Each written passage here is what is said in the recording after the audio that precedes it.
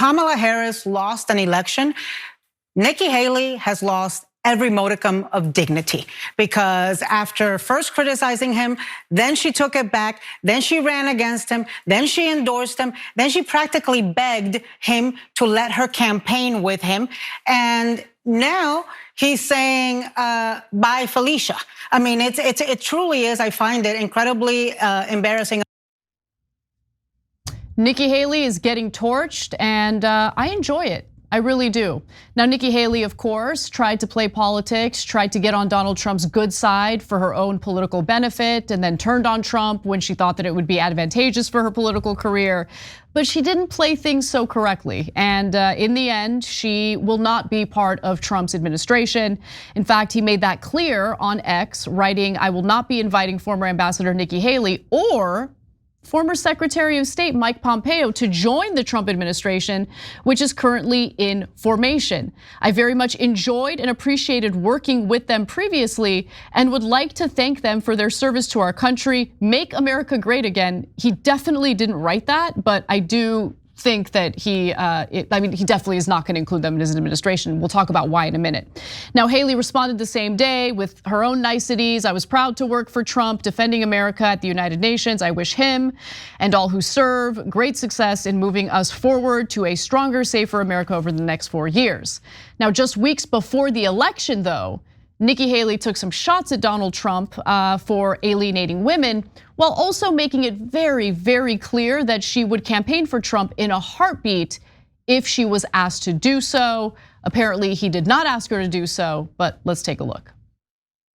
Last time I talked to them was back in June. I mean, they're very aware that we're on standby. They know that we would be there to help. I've helped with some fundraising letters and text messages and those types of things. So we've done that, but look, we're on the same team. It is their campaign's decision on what he needs in these last final days. It does not bother me at all. They also need to look at how they're talking about women. I mean, this bromance and this masculinity stuff, I mean, it borders on edgy to the point that it's going to make women uncomfortable. You know, you've got affiliated PACs that are doing commercials about calling Kamala the C word, or you had speakers at Madison Square Gardens, you know, referring to her and her pimps. That is not the way to win women.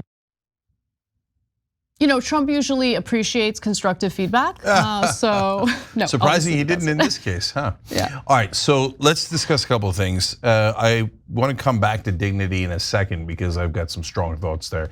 But this is a twofer. One, he gets rid of people who are not loyal enough to him. How dare you run against me and say mean things about me? Nikki Haley never had any chance at all of being the Trump administration. Mike Pompeo, also a guy who considered running against Donald Trump and then didn't make up his mind all the way until the convention to endorse him. And that lack of endorsement was noted over and over and over again.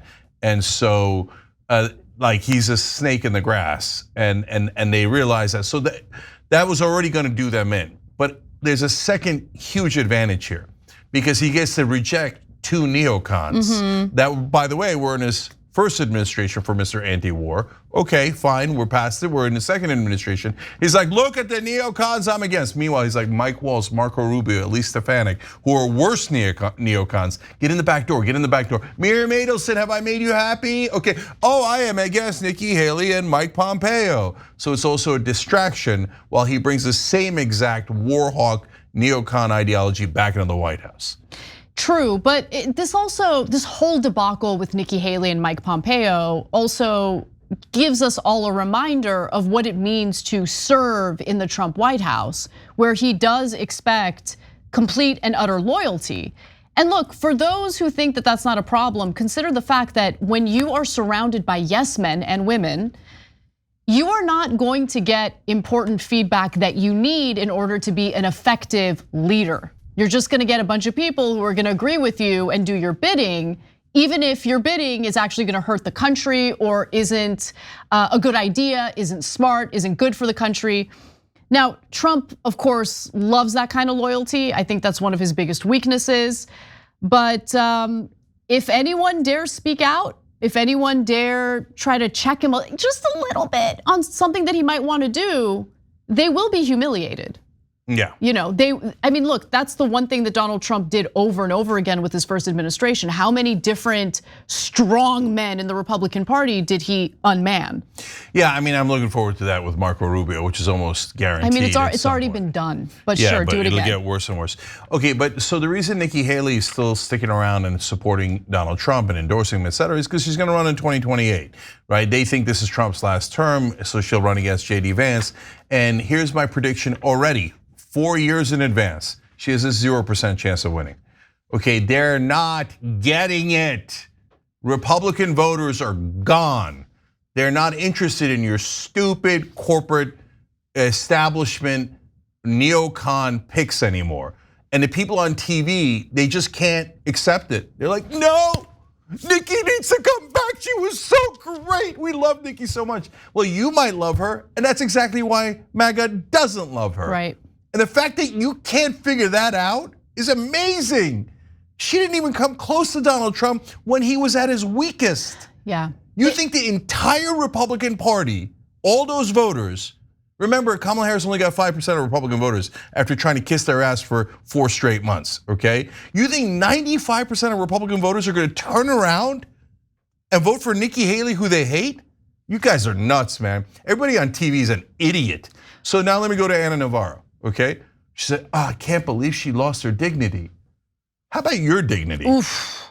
Because hold on, all these so-called Democrats now that hated Dick Cheney, Liz Cheney, said they were the worst people on earth. Oh, the rich are getting too much. They would sometimes say that very passingly, but et cetera. But all of these different policies that Nikki Haley is 100% opposed to.